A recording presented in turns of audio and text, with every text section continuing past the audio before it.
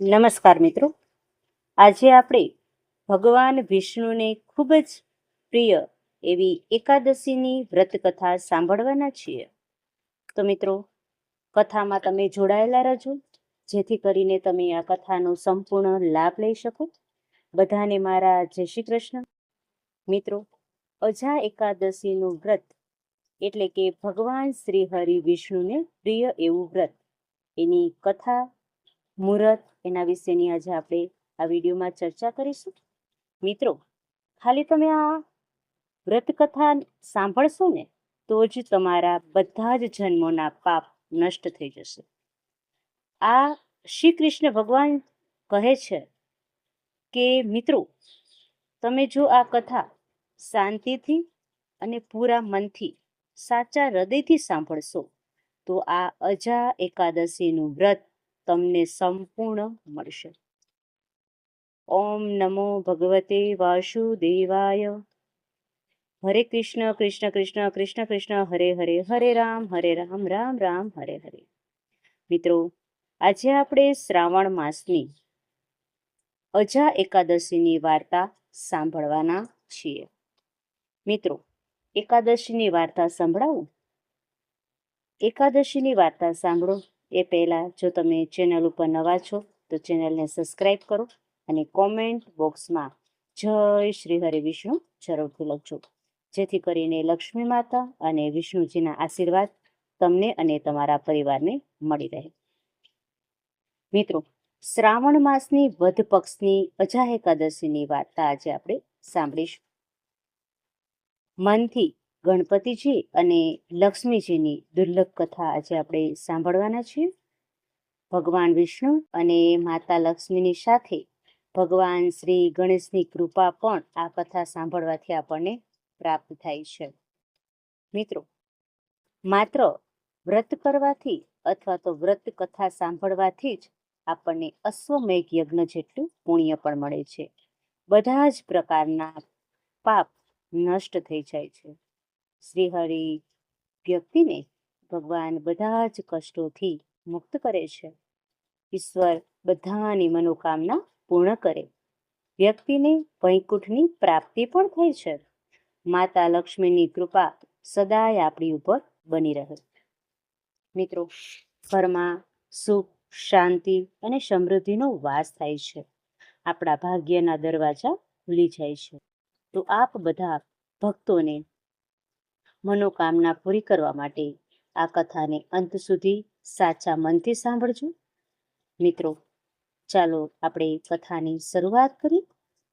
ભગવાનના 11મા અધ્યાયમાં 32મો શ્લોક માં ભગવાન શ્રી કૃષ્ણ સ્વયં કહે છે કે સમસ્ત જગતનો નાશ કરનારો હું છું અને હું સમસ્ત લોકોનો વિનાશ કરવા આવ્યો છું. હવે જુઓ, કાળનું ચક્ર સમસ્ત જીવો માટે એક સમાન હોય છે.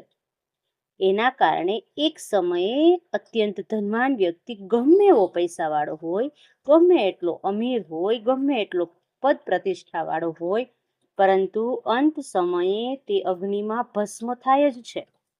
આ જ વાત ચક્રવર્તી ભસ્મ થતા જ હોય છે. સમ્રાટ હતા એ પણ ભસ્મ થઈ ગયા.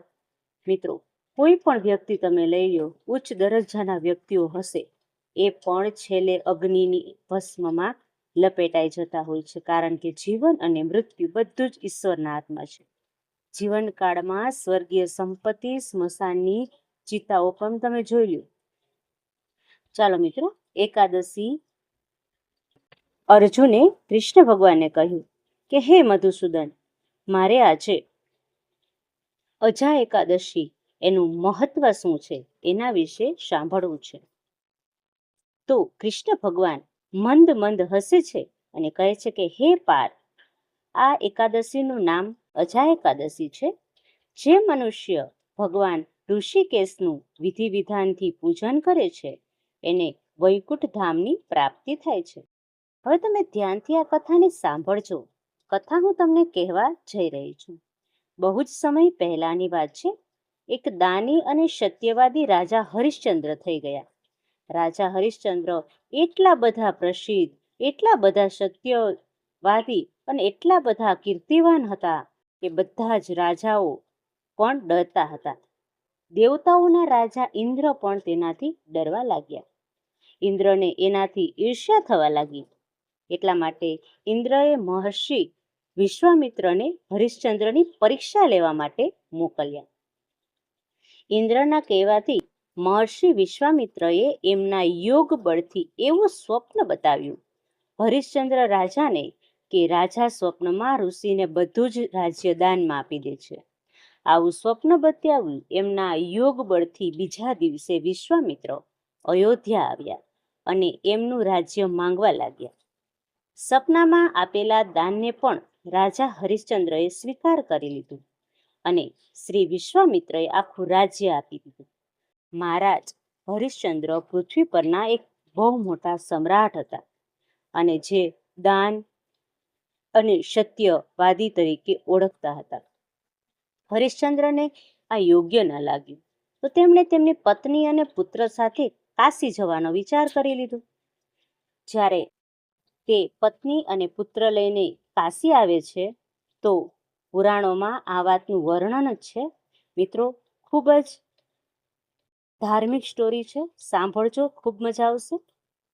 પુરાણોમાં આ વાતનું વર્ણન પણ કરવામાં આવેલું છે મિત્રો કે ભગવાન શંકરના ત્રિશુલ પર્વ શિવ છે. એટલે આ કાશી નગરી પૃથ્વી ઉપર હોવા છતાં પણ પૃથ્વીથી ઘણું અલગ છે. હા મિત્રો, તમને આ વાત સાંભળીને ખૂબ નવાઈ લાગતી હશે, પરંતુ આ હકીકત છે. અયોધ્યાથી જ્યારે હરિશ્ચંદ્ર ચાલવા લાગે છે ત્યારે વિશ્વામિત્ર બોલે છે કે જપ તપ દાન વગેરે દક્ષિણા લીધા વગર સફળ નથી થવાતું. આટલું બધું દાન રાજ્યમાં આપ્યું છે તો દક્ષિણામાં મને 1000 સોનાની મહોર આપીએ. હવે રાજા હરિશ્ચંદ્ર પાસે તો ધન ક્યાં હતું? એ તો પોતાની પતિ પત્ની અને બાળકો ત્રણે નીકળી ગયા હતા. રાજા દાન કર્યાની સાથે રાજાએ સમસ્ત રાજ્યનું દાન કર્યું, પણ એની પાસે ધન હતું જ નહીં. એટલે રાજા દાન કર્યાની સાથે રાજ્યનું બધું ધન એની આપમેળે જ દાન થઈ ગયું.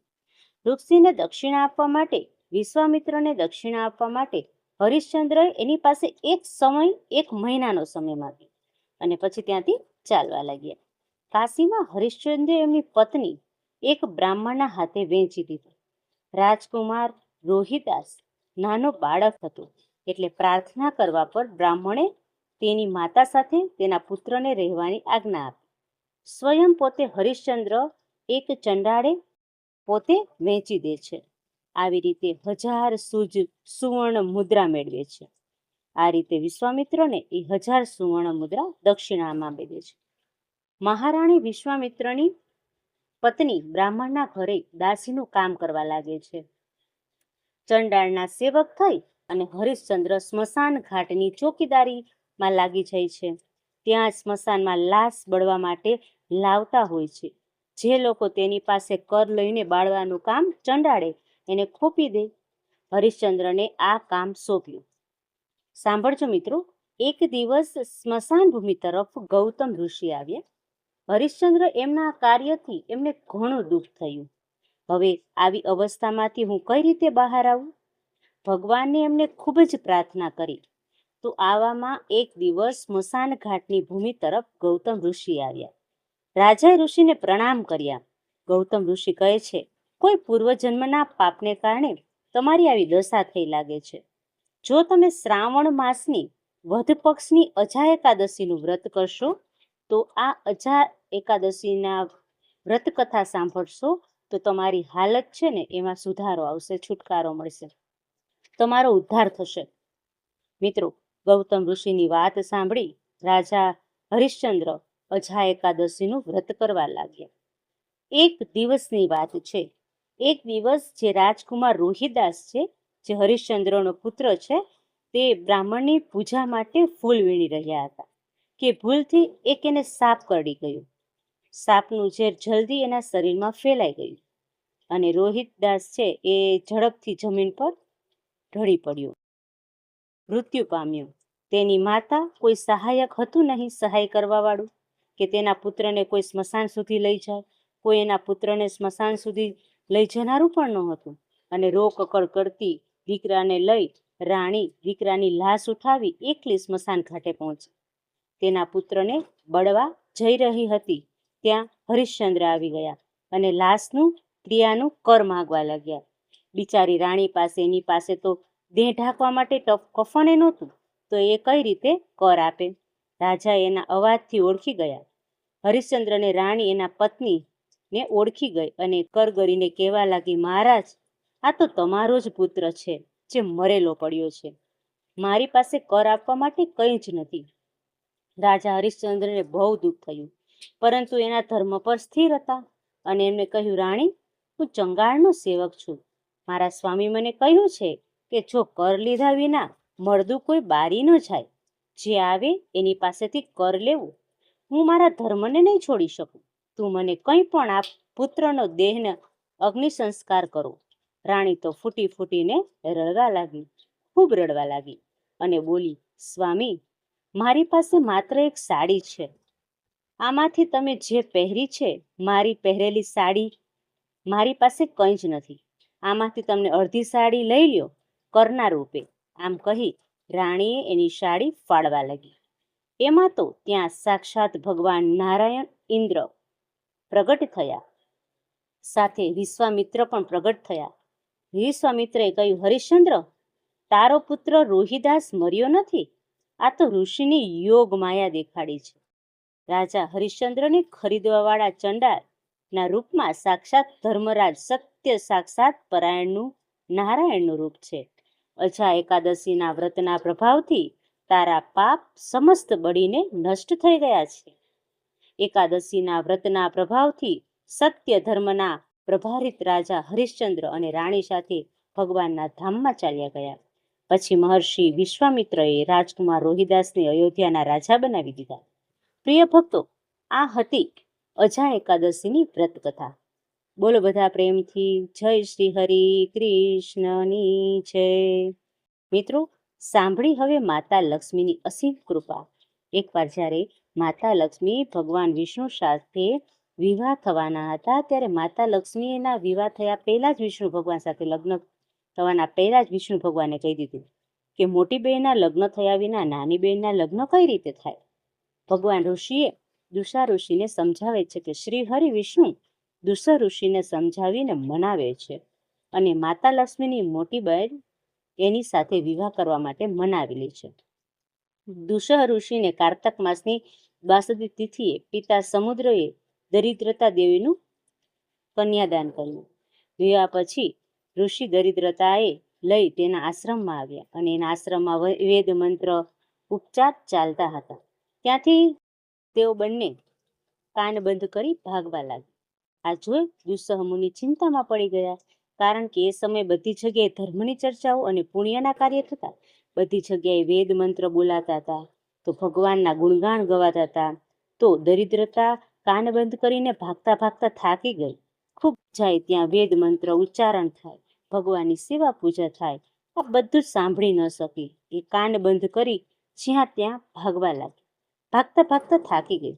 ત્યારે દરિદ્રતાએ દુષ્ય મુનિને તેના પતિએ કહ્યું, જ્યાં વેદ ધ્વનિ અતિથિ સત્કાર યજ્ઞ દાન વગેરે થાય છે ને, ત્યાં મારો નિવાસ ન થઈ શકે, તો તમે મને કોઈ એવા સ્થાન પર લઈ જાઓ જ્યાં આ કાર્યથી વિરુદ્ધ કાર્ય થતું હોય. દુષા મુનિ દરિદ્રતાને નિર્જન વનમાં લઈ ગઈ. દુષા મુનિને માર્કંડ ઋષિ મળ્યા.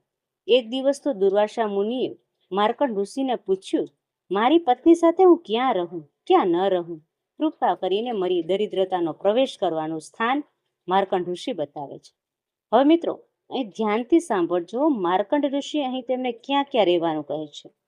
જેને ત્યાં શિવલિંગની પૂજા ન થતી હોય, જ્યાં જપ મંત્ર તંત્ર વગેરે ન થતું હોય, રુદ્ર ભક્તિ નિંદા થતી હોય, તમે નિર્ભય થઈને જઈ શકો.